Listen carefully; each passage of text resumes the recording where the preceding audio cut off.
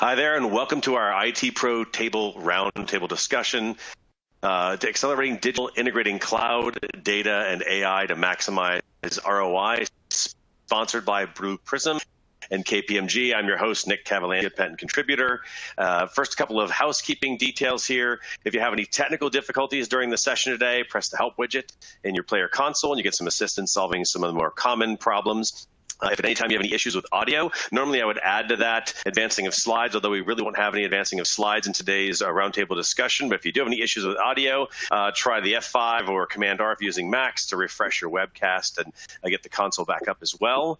Today's webinar is being recorded as well, so it'll be available on demand for 12 months, and you'll get a link for that in email once that's ready. And then if you have any questions while we're having this roundtable discussion today, I do have the Q&A box up the entire time.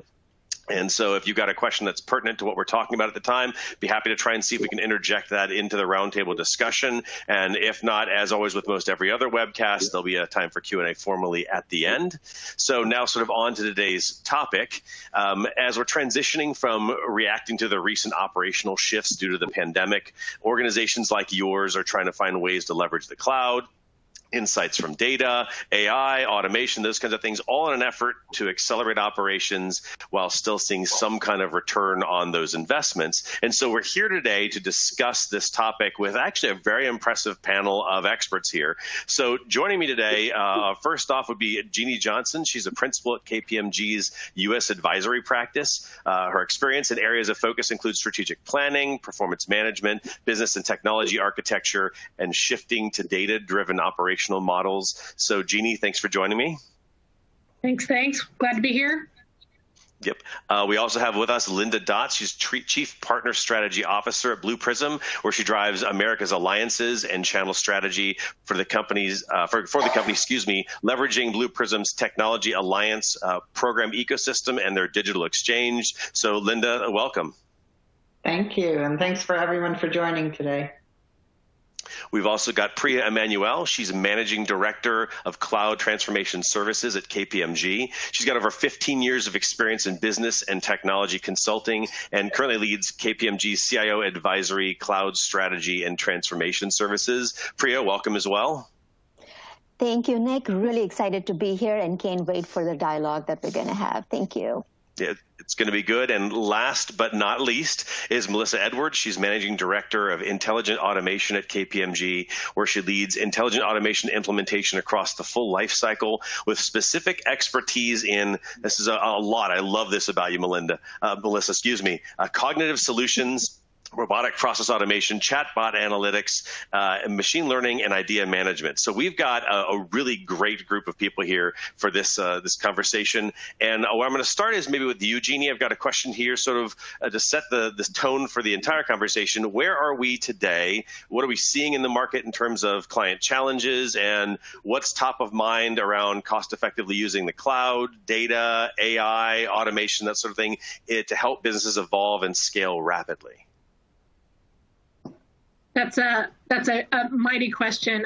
I'll get to cheat a little bit. We have some fresh research that I think answers that question. I think kind of sets the tone and sets up what I think is that dilemma that was part of the question itself.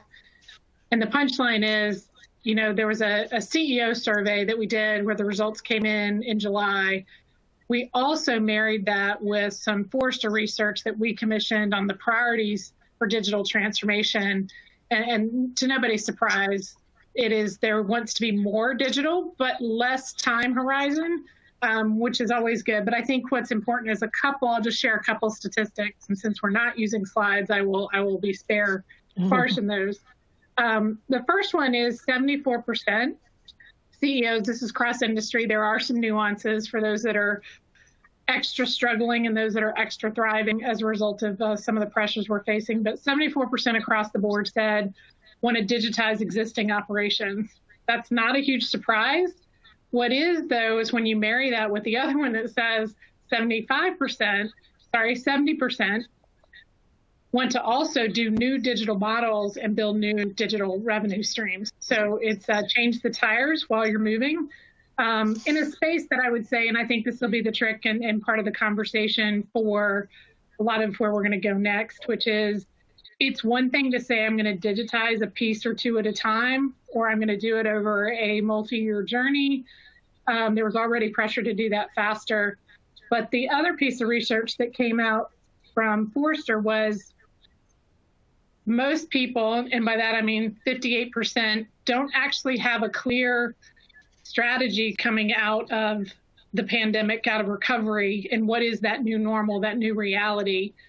And most are working with a timing horizon of 5 to 6 months. A few are working with that precious 1 year time frame. So I think the number one driver is, yes, we knew we needed to adopt these things. We need to do more things with them in a shorter period of time. So I would say the number one driver is where do I get started? Where do I focus so that I have a chance at doing this with scale versus doing it piecemeal?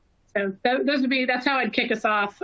Some of those are not surprises individually, but I think it's the combo of a whole lot more digital for existing and new operating models with a lot less time horizon for what you normally plan and scope and sequence these things. Anyone else want to comment? I'll jump in.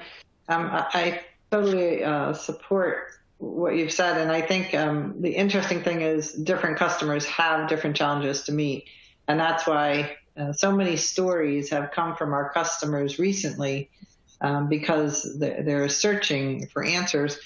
Some of the things that we've talked to the customers about is leveraging all the tools that they have at their hands, and they struggle somewhat because bringing different technologies together to solve these problems, it's all possible. But how do I do that? With the workforce, I have workforce who might not be in the office with me now, very virtual workforce. How do I test things? How do I make sure that I'm getting the best solution to solve the specific problem I have?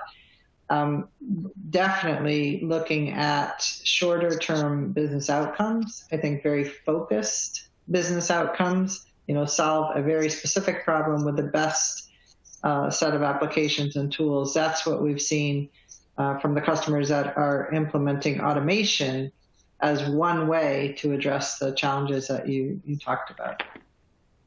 Yeah, and if I may add, Nick, most of my clients that I serve are predominantly in the regulated space, right? So we've seen this entire mind shift, whether it's healthcare, life sciences, financial services, or even, our government clients, right? Where, they've become so willing and ready to embrace cloud technology, which obviously I do a lot of work around, which is something that even couple of years ago, they avoided like it was the plague, right? Because of regulatory and security concerns. But now in the midst of the pandemic and everything, we're seeing how that mindset has changed a lot. They're seeing the value, not just for the long-term implications of adopting these technologies in order to meet the needs of, new business models that's evolving, right? And it was evolving already, and now there's an acceleration with the environment we are in, whether it is, to pay down their technical debt because everybody's tightening the belt. So when you look at that, there's a long-term implication, but there's also a lot of short-term immediate benefits that they are getting out of it. So seeing the results, we're seeing them embrace that more and more. So that's a huge change that I have noticed just in the last few months. Melissa, anything to add? I saw your video dropped off, but I know you've called back in on the phone. Wanted to make sure you had an opportunity to speak if you'd like to add something. Yeah, thank you so much. And maybe the video will pop up here in just a moment. I think it's okay. One of the things that we're seeing certainly is, and from some recent study that we did actually with HFS and KPMG around, where were investments being made in the February, March timeframe to where investments are being made or how they're changing within the last 1 to 2 months. And while we're seeing everything kind of scale back a little bit, we're also seeing projections that within 12 months we'll be back to kind of a similar and increased investment. And that some of the priorities around kind of our AAAs like automation, analytics, are still getting the bulk of the investment when others may potentially just have seen some less in the areas of others like in blockchain or certain AI initiatives that may actually just be a slight decrease in investment for now. But those that are really producing the kind of significant kind of cost reduction opportunities as businesses look to control costs. So what we're seeing with automation, what we're seeing in the analytics space and cloud are getting a higher amount of priority in terms of investment. Good stuff. Now, it's interesting. All of you sort of either stated or somewhat implied, or maybe I'm inferring the impact of COVID. And so, Linda, maybe I'll ask you, everyone in the audience, I'm assuming, likely has this concept of digital somewhere on their radar for some period of time. So what's changed as a result of COVID-19 in terms of sort of where companies had gotten to with various priorities around digital cloud, AI automation, data analytics, and then where are they now? Well, I'll pick a few examples because I think examples are the best way to give you a sense of that. But when I joined Blue Prism, one of the things that I marveled at is that you could build up your COE, you could implement your processes, and literally within less than 6 months, you could be driving the business outcomes that you set out to drive. And once you had that done, you could add processes, and in less than a month, you could drive the business outcomes you needed. And with COVID, and you can imagine many examples of this. There was an edict placed on a Friday night, and by Monday morning, that had to be implemented and in place. And obviously, the people asking for those things had no idea of what it would take, but the people that had to implement those changes really, went to work to figure out how to do that. And we talk about the digital workforce. You've heard about robots, same type of thought process. But basically, what turned into a 24-hour turnaround, a 36-hour turnaround, all of a sudden the speed and scale at what customers were able to produce, by really bringing together all of the intelligence, the technology, and a lot of creativity was just magnified. So I think, number one, it was speed and scale. And I say speed, right, because it had to be done quickly, but scale came in because all of a sudden things like, small business loan applications, that was one of the solutions that one of our partners actually worked on. But, the SBA said, I'm going to provide funding for many small businesses. You can imagine in a very short period of time how many applications had to be processed so those small businesses could understand, will I get that loan, will I not? And once they were processed, then the money had to be sent out in huge volumes, right? Volumes that just were unprecedented in that type of process in the past. So I think speed and scale were number one. And then the second one is in the area of back to front office. In automation specifically, we spend a lot of time automating back office processes. But if you think about people like yourselves that may have had to look for unemployment benefits because you were furloughed for a short period of time, and every one of us has a neighbor or a friend that was in that situation, we had to move automation very quickly to the front office because we had to be able to interact with people along with automating the processes at speed and scale that were required to do things in a very different way than that they had been done in the past.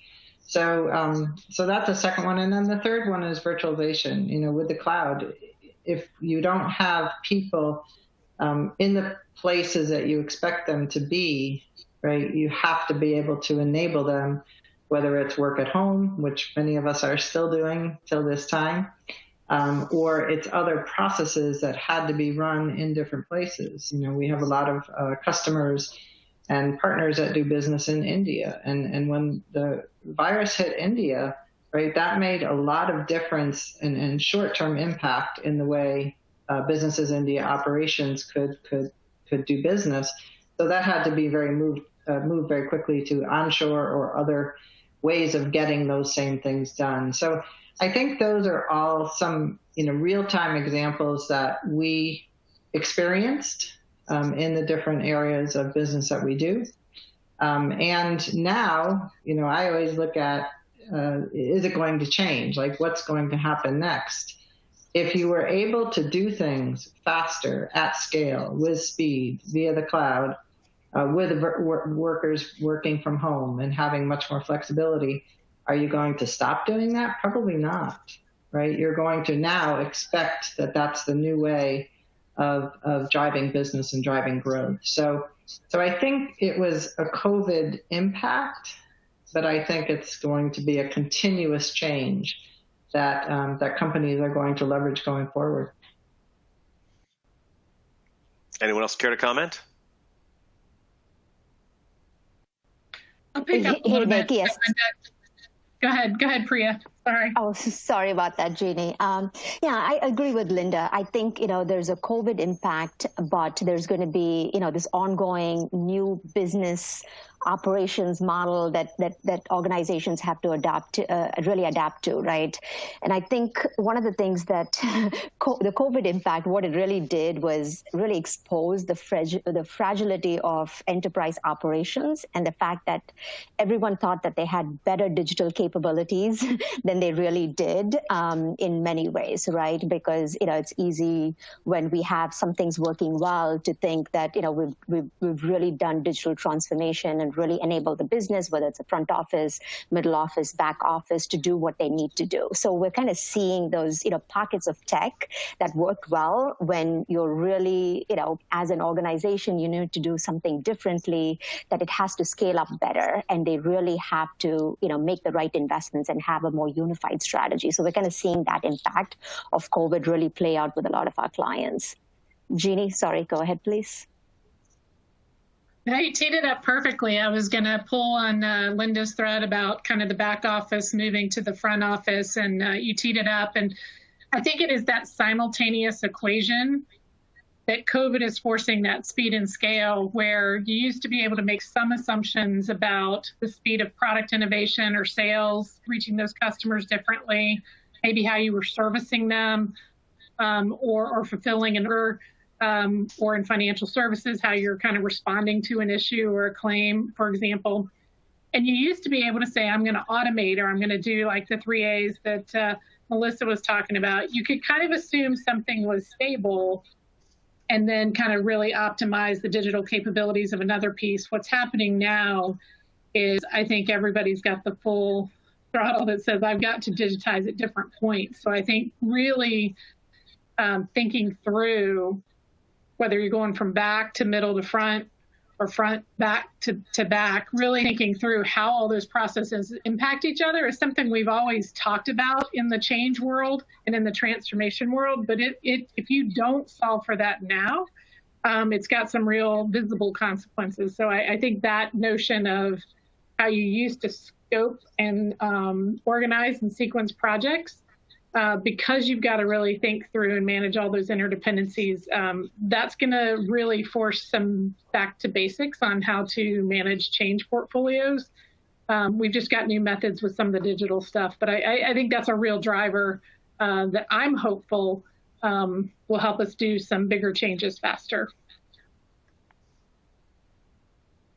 Yeah, and this is Melissa. I mean, I would just add to that some of, and this comes on the heels of my earlier comments around the investments. I think those that can produce a very quick return, a very quick ROI. You heard some comments from Linda earlier as well around how technology is being stood up overnight. I think we saw a significant amount of that with, for example, in healthcare and banking, where we saw more chat-enabled features being stood up very quickly for patient scheduling and things of that nature. So those that can quickly produce that return, I think are the ones that we're seeing fast-tracked fairly quickly, even kind of a faster pilot process to bring those out. We're seeing more of that as well in the compliance space. Resulting from COVID, where maybe there's more reporting requirements that need to be done. Organizations are looking to say, well, we're still keeping the lights on, we're still doing our regular job. Now we have to actually do some additional reporting, and we have to solve this issue on compliance with potentially workforce that's been impacted as well. And so turning to whether that's analytics, turning to automation as a way to address that seems to be getting fast-tracked very quickly. All great commentary. Let me go back to you, Linda, since everyone sort of had an opportunity to talk here. And looking forward a little bit, now that the industry is forward-looking, because we're sort of trying to find real solutions at what hopefully will be soon the end of this pandemic. Are you seeing that there's an urgency, a convergence of these topics, and a desire to sort of accelerate to drive ROI sooner? That sort of results in supporting the strategic priorities, even if they've shifted because of COVID? I think that there's an urgency, and there's an urgency for innovation, because the companies that have really thrived in what's happened today, and we all see them, right? We see them, many of them in retail, right? You see the ones that have thrived, obviously Amazon, right? A huge thriver, and the ones that have struggled. And so the ones that are kind of in the middle are watching the ones that are thriving. They're saying, how can I replicate that? What can I do differently to get ahead? So, COVID has brought challenges. It's brought opportunities. And for the companies that were ready to really accelerate, they have thrived. And there's just a whole set of those that are going to be followers, but I think they'll be very fast followers. So I think that's one piece of it. But another important part going forward is looking at how people are acting differently. I think in the past, maybe we had a lot of made up rules about what it took to get something done, what processes you had to follow to get something done. And now companies are saying, I was able to short circuit that in a very positive way, right? Not breaking the rules as I went, but short circuit some of the things that I needed to get done quickly. And now I want to build that into the process, and I want to build it into a competitive innovation that I'm driving, not so much, fixing a problem that COVID created. So leveraging cloud to get solutions to market faster. I mean, that's just a place to start. Leveraging a web-based interface to communicate with your customers and have them be able to communicate to you in a very different way than they did before. Many customers coming to us and asking for automated capabilities in the way they collaborate across their business, outside their business, and then obviously with their customers. We have what we call Blue Prism's Digital Exchange. It's a place where you can bring processes that you develop to solve for your business. And one of the customers I want to share a story with you is in the NHS. It's the national healthcare within the UK. And there was a gentleman that basically started just to create solutions to challenges that COVID created. And he would place them on their digital exchange, and they were able to share them immediately with all of the other organizations within the NHS that had obviously the same problem. So build once, leverage many times, right? That's a business process culture change that you can absolutely know that company is going to continue to use.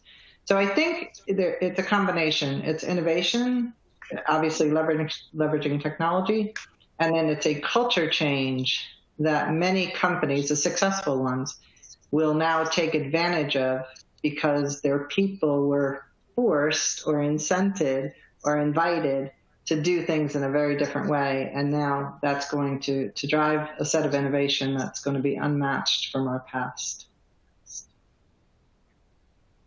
So those are some of my thoughts on that. I don't know, Jean, if you want to add. I would. I'm going to pick up on your reuse comment because I think that has, I think some of the platforms and some of the automation capabilities actually make that a possibility. I think one of the things we're seeing people, they love the power of some of the automation that makes you able to automate in bite-sized chunks quickly. But I think thinking it through, and if I were to kind of say one word, kind of thinking through those interactions, kind of carrying forward that notion of front, middle, back office, and then going, okay, if I capture this information once, when I first interacted with this customer, let's call it, they've given me an application, what are all the different things that I'm going to reuse that information as I work down either other processes further downstream? And can I do a better job while I'm starting to capture additional information or interact with them differently?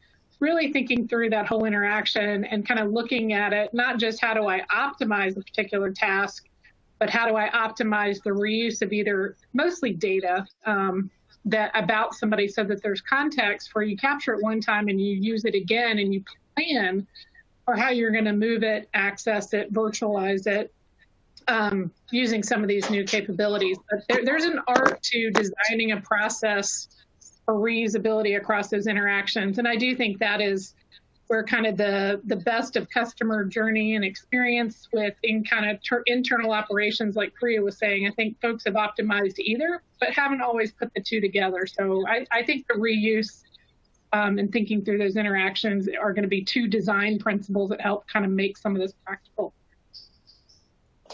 Yeah, and if I may add, as I was hearing, both Jeannie and Linda, talk about some of these client-specific examples, it really shines a light on, my side of the world when we talk about cloud technology. There was always this, we need to know, we know it brings agility, it brings value, it connects everything, but there's a cost piece and there's a risk piece, right? So, is there a real right trade-off? So those questions have kind of changed now to one specific customer, a CISO executive, right? That even about 12 months ago would ask me, do we really need to go ahead and do this, right? From a security and back office operations perspective, it costs us more, and public cloud may not be very secure. So I really need to think about the investments that I'm going to make. And now the conversation is, KPMG, can you help us really accelerate, our adoption, because we know we are already doing this. Now, how do you make security inherent in everything that we do? So the conversation has completely shifted because we are seeing the not so, shiny side of operations, really make them understand how important it is to deliver that value to the customer, and, things like cost and risk shouldn't hold them back, but they should use that as a way to keep moving forward, right? So I think that connection, as Jeannie said, is beginning to happen, and we're seeing very specific examples of this come forward, which is a very welcome change, when we're having these conversations. So let me direct a question to Melissa. Melissa, since you've been the one answering on the tail end, let me pose one to you. This shift that we've been talking about, the convergence of these topics, the acceleration, the need for ROI, but still supporting strategic priorities. How can organizations that are represented in our audience today accelerate this shift? Yeah, I would think about this in really kind of three ways. And the first is a very familiar kind of way of thinking about it, and something that any kind of new technology is often struggles with in any organization, which is really just it's a culture shift, right? And so, and I think what we're suggesting here is that it's a digital first, digital culture type of perspective, and really what we think that means is that, before the answer is to look at new technology, before it's to, bring in outside help or outsource or, hire consultants, look within first to see what do we have that we can actually address in a digital way. And these things are never easy. And even in our recent report that looked at really what our organization's struggling with now, and sort of, as we're into the COVID months, as we continue in here, is real culture still continuing to come out right at the top in terms of barriers. And so there's no better time like the present, but having that digital first mindset, it won't happen overnight. Of course, many people in the webinar certainly know this, but starting to really push this more to look to see internally how to address it. The second piece is look to what you have. So as we talk about automation and analytics and AI and a number of these things that continue to emerge and be of greater importance now more than ever, what a lot of organizations may not realize, and I'm sure many of you on this phone are also see different business groups struggle with this, is really understanding the power of the tools that you already have. So whether that's if you're on a Microsoft platform or Google or an Amazon platform, we are continuously blown away by the new developments that these platforms have. Right now, they all offer a low-code development option. They offer automation options. They certainly are offering AI options. So really investing in those platforms and exposing what they already have makes it a much easier lift in organizations than saying, let's go buy new technologies. I mean, even in the robotic process automation space or things like what we see with Blue Prism, many organizations already have some footprint with these types of technologies. So just understanding where they are, maybe if they're only at a department level versus your department or enterprise-wide, is a great way to really start to take more advantage of those types of technologies. And the last piece I would just say is that now's the time, and we're seeing more of this, is to fast-track your pilots. So there were some initial department level pilots that were underway from in the AI area or the automation area. I mean, now is really the time to see how you can supplant in other departments, maybe around what we're seeing with new demands in, say, compliance, or looking at new areas to take costs out of the business. Really trying to fast track those pilots in a quicker way, and oftentimes looking to either your process excellence team or Six Sigma teams to help with that is a great way to increase that adoption and increase that speed. Yeah, and if I may add, and I think, Melissa, you kind of summed up quite a bit of that, right? So when I look at it from a cloud perspective, which is kind of the foundation for integrating a lot of these technologies that we are talking about, right, to accelerate the ROI for our organizations, there are always two things that I definitely bring up with my client, right, which is you can't accelerate, this shift that's happening if the business priorities and what's the ROI you're going to get from this accelerated adoption is not very well defined, right? And we talked about COVID impacts and how people are seeing it, but I think it's really, really important to still make sure that this acceleration is tied to business value and that ongoing value that keeps happening so you can sustain that momentum. And two, one is the strategic piece of alignment and priorities, and the other is the bread and butter of what needs to happen when you truly adopt technology, which is, creating that operating model, right, that helps you sustain that momentum. Because if you don't have something that facilitates all of these changes that you're incorporating, then it becomes very hard to do that acceleration because you get stalled because the rest of the apparatus is not ready to help you make those changes and keep moving and use the momentum, right? So those are two things that always come up when we have conversations with our clients. And I think customers need to hold their software companies as well as their consultants accountable to make sure that the capabilities that you have within the business, the technologies that are available to you, they work together.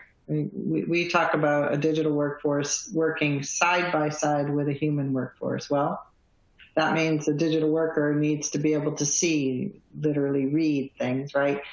A digital worker can't do that inherently, but there's a lot of technologies out there that can.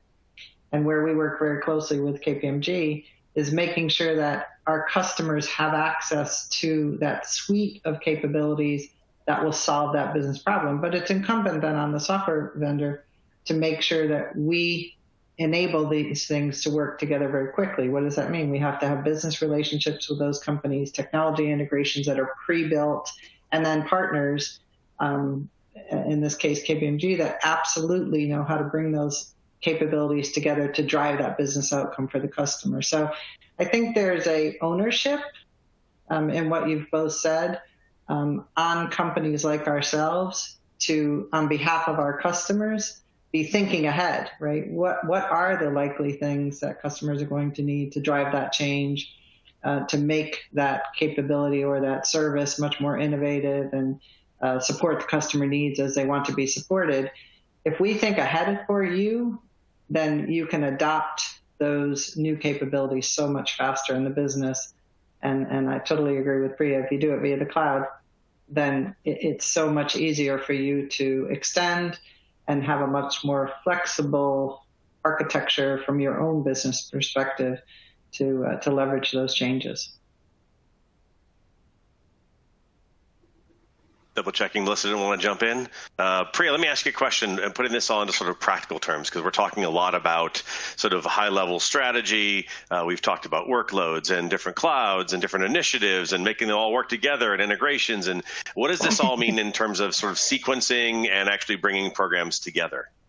That's the $1 million question, isn't it? Because there really is no one size fits all, right? As a consultant, I would love to say, hey, I have the magic bullet for you. We can get this done. But the reality is, every customer has, nuances that we need to really understand and figure out what's the best approach that really works for them, for their business priorities, right? For the market that they're in, the triggers that they are seeing, the culture that they have within the organization. Because at the end of the day, you can put all the technology you want, but if you don't have the people buying into what's going to change, it's very hard to change. So I think that, as I said, there is no really one size fits all approach in general.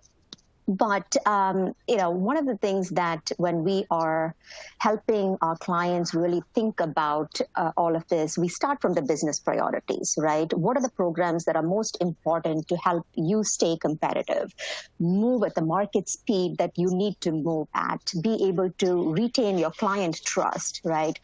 Be able to use the data that you have as the asset it should be to make decisions. So we kind of look at all of that and then help them think about, what is the sequencing? What is the right way to build out the roadmap that can then create the foundation for the business to be agile, right? So to me, that's a good first step, because you're not spending months or years trying to figure it out, but it's based on the priorities, and you have the roadmap from which you can be agile and start building more.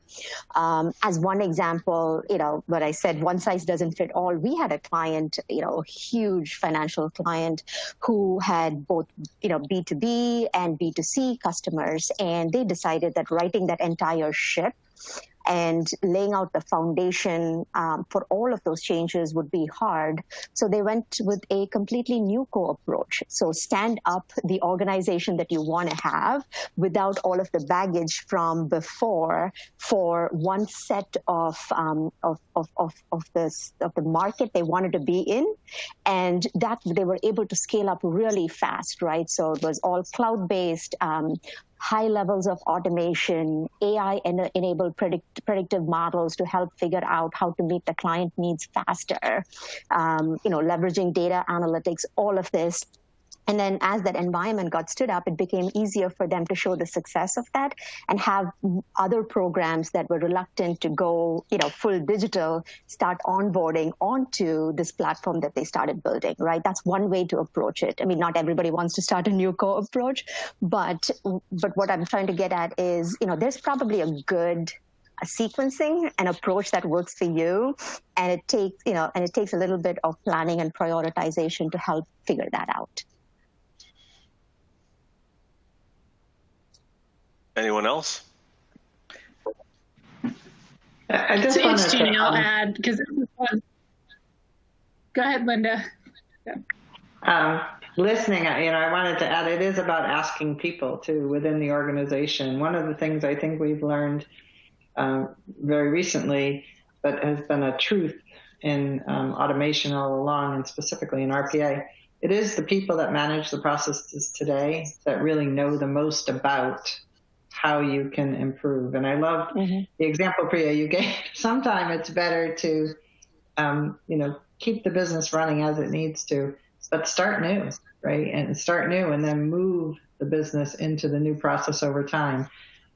We talk about automating as is, which sometimes is helpful because it makes things happen faster, more efficiently, take some of the I'll call it drudgery work, away from the human so they can focus on the things that are more important to the business.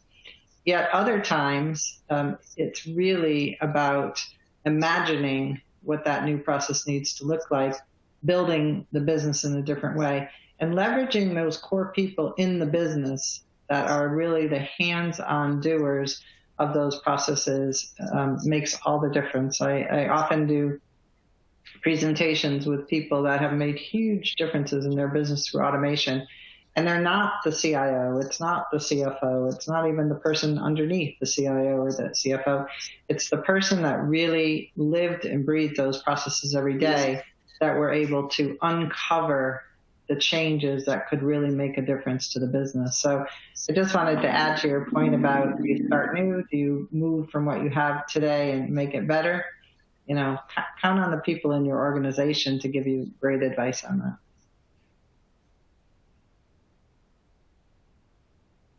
Jeannie, do you want to add? So, yeah. So, you know, I do think making the most of what people kind of know. But I would probably put a huge punctuation mark on a couple things. One was I think we're seeing a lot of, I love the question about sequencing, because we're seeing there were a lot of organizations that had a cloud initiative, a whole season of data initiatives, and then kind of a mix of automation, process automation, AI analytics. And I think if there's one thing that we're starting to see, those that are kind of, I think, making the most of what is in front of them and what people understand, back to those interdependencies, it's an and we're seeing the right convergence, which is people get excited about the benefits posed by actually doing some of the AI, getting some of the better analytics, getting some insight. And I think getting past what have been two drivers of scale and the constraints, which is, can I actually acquire and access and move around the internal and external data sets that are really needed for that AI or that advanced analytic to deliver the results in the context that I want? So, and then do I have the cloud processing power to get it and use it in a way that is something I can afford? Up to this point, those have been two constraints that I'm waiting on this big initiative over here to figure out my cloud capacity. I'm waiting on, I'm going to have a data management or big data sourcing initiative to make sure I've got the data sets. And I think breaking those paradigms and saying, I'm going to reverse engineer and solve for that business problem and go all the way back through, I think is critical to the sequencing. And I'll give just a tangible example. I do a lot in the insurance business, and, you know, underwriting has been one of these kind of pivotal. It involves how you price things. It involves how you reserve capital. It's got pretty top line and bottom line implications. And a few extra data sources go a long way to being a lot more precise in how those underwriters price different things. But there hasn't been the ability to seamlessly and kind of dynamically get some of those extra data sets. And until you have the combined conversation of, here's the end decision and outcome I want to be able to drive, here's the mix of internal, external, structured and unstructured data sets that I need to be able to do that, and here is how I can even begin to access, process, and trust how I'm bringing all those in for that reusability. I think that sequencing is probably one of the most practical things that if those efforts came together differently, we would see some of that speed and scale start to open up. Let me pose the next question to Melissa. Melissa, I heard both Jeannie and Linda kind of touch on data in response to Priya's last answer about sequencing. So my question to you, Melissa, is how can organizations get the most out of their data and effectively automate? So is it the process? Is it the sequencing? Is it the platform? You know, what's actually going to make the difference, do you think? Yeah, I mean, you heard a little bit of this. I mean, no one thinks it's a great idea to automate a bad process. And that seems to be like a tagline that we hear regularly, but at the same time, don't let perfect be the enemy of good in this case, right? Automation in and of itself forces standardization. You have to program the process into your automation platform. So by standardizing it, you could potentially get a real leg up on the process already and then continue to refine it. I worked with an organization not too long ago, and they said, well, Melissa, we really can't automate because you don't have a very good data strategy. I go, well, what do you think you'll have a better data strategy, right? And you can imagine that there wasn't a clear answer on that. So there's lots of improvements then that can be made, and I wouldn't necessarily let any of these other reasons sort of stand in the way. But there is something else here that I think is really compelling for organizations right now that answers this kind of age-old question of, well, where should we start? And you heard a lot about people, which is a huge equation in this. But I would offer a complementary and component to that, which is let the data do the talking. Let your systems do the talking to tell you where to focus. And by that, what I mean is this emerging area of process mining technologies. Some of the leaders that we're seeing out there in this space are Celonis or Process Gold or Timeline PI. And these are really interesting capabilities that don't require a sort of invasive technology integration. In essence, what they do is they aggregate and visualize how your transactions flow through your systems, whether that's the path that, say, a year's worth of invoices took to finally get concluded, or how your purchase orders are flowing through to resolution. And the technologies will visualize that so that you can see where the variants are in your process and the variants that cost you the most, or the variants that are hindering revenue. And it can do that in a very short period of time, and because it can aggregate millions and millions of records, right, it's an excellent kind of contribution and complement to what a process owner or an individual would tell you. So we're really bullish on this new way of looking at processes, being able to diagnose at a scientific level, down to the penny, essentially, where the slowdowns in your process are really creating the most cost. And then that's where you want to stick your AI and your automation initiatives to close that gap. And what's great about them is that when you add in other costs for your business, you can really say, by automating this is precisely how much money we think we'll save, or this is precisely how much quicker we'll be able to reduce our receivables, as an example. So really interesting stuff in this space. I would say watch this space closely. We're seeing the analysts start to write a lot more about it. We think it's going to be a real game changer for a number of initiatives that are using AI and automation. And it's absolutely amazing because what Melissa's talking about is that technology is understanding your processes. It's helping you prioritize, because we hear a lot of customers, where do I start? What do I do next? So this helps you make those decisions, size them, do the most important things. And then working with those companies, Blue Prism has then enabled them to change that recommendation directly into the scripting capability you need to build a process in Blue Prism. And the story goes on, right? So this is where I say, hold your software vendors accountable to work together, because the integration between identifying and prioritizing the process to actually creating the script that's going to implement the process, and then doing that at speed and scale, because you can have many, many digital workers doing that simultaneously. Now you can start to feel the power of how these technologies working together can really make an impact for the business. Let's do this. I've got two questions on that one. Oh, you want to go, Priya? You got a comment, please. Oh, no, sorry. No, I'm good. Go ahead, Nick. Okay. I'm going to combine two questions for you, Linda, that I had originally written out just for the sake of time. Make sure we have some time for Q&A. Okay. One was sort of around the cultural element that we've kind of sort of discussed so far today, a little bit how the culture has to change a little bit, but maybe you can merge it in with the idea that organizations also need to have some flexibility. I want to know what your thoughts were on both the idea of readiness and the cultural changes that organizations need to have, as well as the flexibility organizations may need to have, because they're going to have to work in new ways. And it's sort of what degree of flexibility is both, I sort of look at it as it's both required by them and gained by them by employing the technologies that we've been talking about. Yeah. I think it's interesting because maybe 6 months ago, we talked about the fear of automation. Right? People were afraid, well, if the work I do is automated, how will that leave me? What will I do next?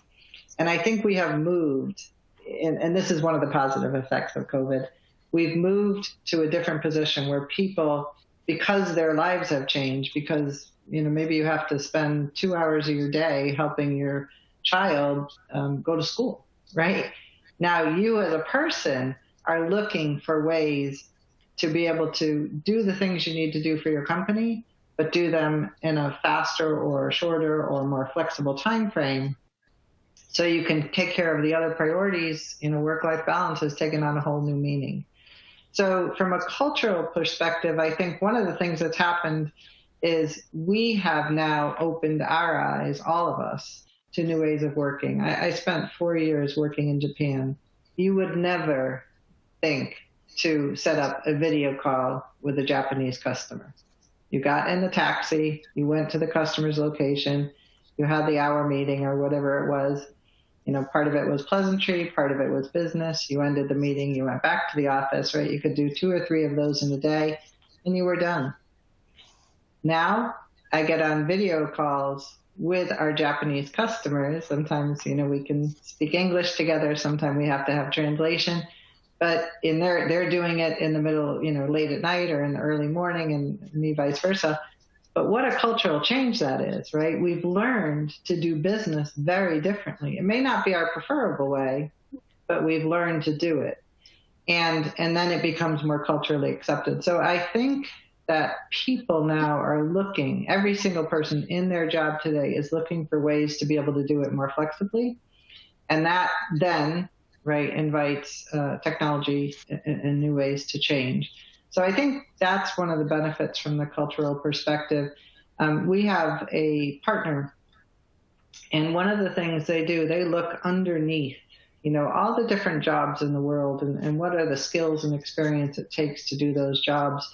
And as new roles become more important or more needed as the market starts to evolve, and others maybe become less important because we're able to automate them, you can move those people that have the underlying skills and capabilities to the roles with high demand.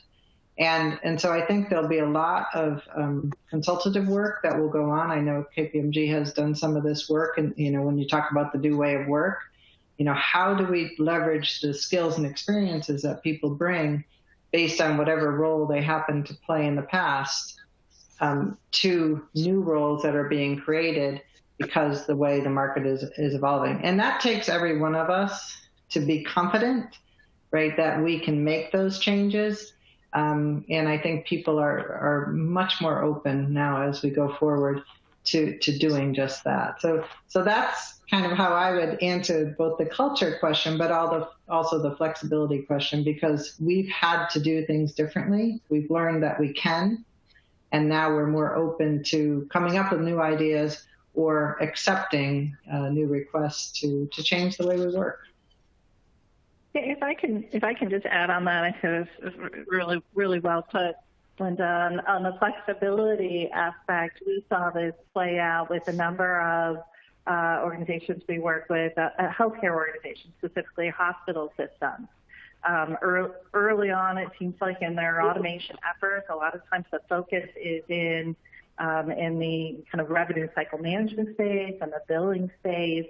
And for hospital systems that started in that area and already had a footprint with automation, as we back to kind of the experiences that we've had with the pandemic, many of those organizations were able to move employees into other new and emerging areas that needed help and other assistance and attention throughout this pandemic. But I think not having that initial footprint would have produced much less flexibility in that regard. I think the other thing that we've seen, and I can think about a major Department of Transportation that's done a fantastic job of putting the skill set of automation into the hands of their employees, right, and making it very accessible and a part of the way in which they're working, right? It's that whole kind of digital mindset and digital culture that not making it a barrier to get to these technologies, enabling individuals to not only become skilled in them themselves, but also to encourage others and to almost in many ways be that your own internal digital consultant to your peers and to other departments. And I think that certainly positions them well to be able to take on kind of other new demands and so forth, because they're building that muscle memory, if you will, around how to build digital solutions and automation or low code or other areas as they come up. And so I think that's a critical element, which is really to build the chops, if you will, around how to actually build new AI solutions, build automations and so forth, and make it accessible to your people.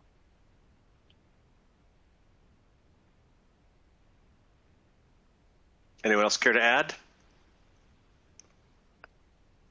Yeah. So, and I think, I have to say, I don't want to, beat the horse dead, but I think very clearly Linda and Melissa were able to articulate, why cultural change is really important. But I think in general, just from the name itself, right, transformation, whether it's technology transformation or any other transformation, I think that itself means that we're going to do something very differently. And I think when it comes to the cloud world, one of the things that we have realized is people think it's not that they're losing their job, it's more that they're losing control over the assets that they manage, provisioned, bought. So it's really helping them think about how easy their life is going to be if you have things like self-healing capabilities in provisioning, so you don't have 20 people calling you when something goes wrong, especially today when everybody's remote.